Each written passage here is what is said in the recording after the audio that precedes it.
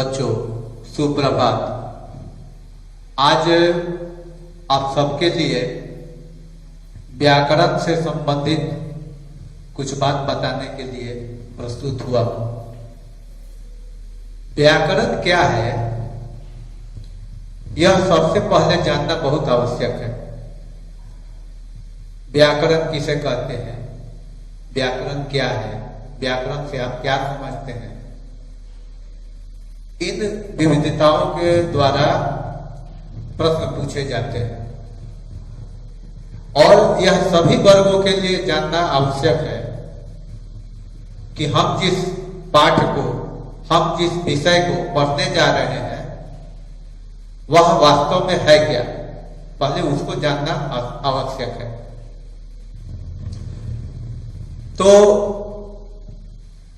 हम आप सबको बोर्ड पर भी लिखा हुआ है, वैसे भी हम बता रहे हैं कि इसकी परिभाषा कई पुस्तकों में अनेक माध्यम से दी गई है, पर हमने सरल भाषा का प्रयोग किया है और उसके अनुसार व्याकरण वह शास्त्र है जिसके द्वारा हमें शुद्ध इन दो बातों पर बहुत ध्यान देना आवश्यक है। पहली बात कि व्याकरण एक कोई वस्तु नहीं है, वह एक पुस्तक है, एक माध्यम है, शास्त्र है और उसके द्वारा हम अपनी भाषा को शुद्ध रूप से जानने का प्रयास करते हैं और यह बतलाने का काम व्याकरण ही करता है। इसलिए व्याकरण वह शास्त्र है जिसके द्वारा हमें शुद्ध चार काम होता है।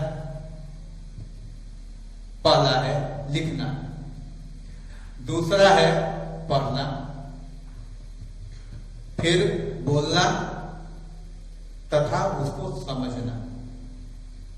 ये चार काम हमको दिमाग में रखना है। व्याकरण से हमें चार लाभ यही होते हैं कि इस तरह हम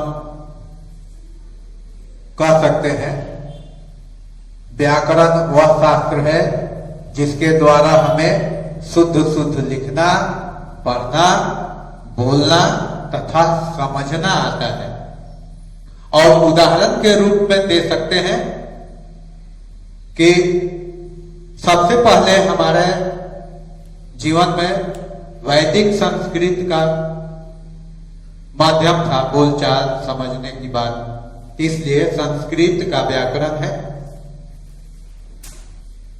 बाद में हिंदी व्याकरण, उसके बाद में अंग्रेजी व्याकरण। इस तरह से हम कह सकते हैं कि जैसे संस्कृत व्याकरण, हिंदी व्याकरण, अंग्रेजी व्याकरण आदि। अब इसका दूसरा माध्यम है कि हम व्याकरण को किन भागों में, अब इसको भाग नहीं कर सकते, व्याकरण के भाग नहीं होते, अंग होते हैं। इसलिए हम इसको कह सकते हैं कि व्याकरण के कितने अंग हैं। तो सबसे पहले पुस्तकों में इसके मुख्य 3 ही रूप दिए जाते थे, लेकिन बाद में 2 अंग को और जोड़ दिया गया। इस तरह से हम कह सकते हैं कि व्याकरण के मुख्य 5 अंग होते हैं। पहला है वर्ण विचार, दूसरा है शब्द विचार, तीसरा है वाक्य विचार, चौथा है पद विचार, पांचवा है छंद विचार। और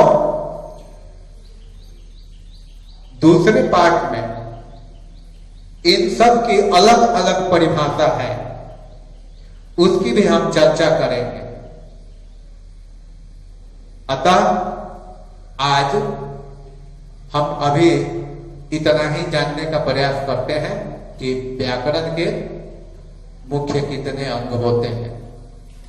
तो बच्चों, आपने जान लिया कि व्याकरण किसे कहते हैं और व्याकरण के कितने अंग होते हैं। धन्यवाद।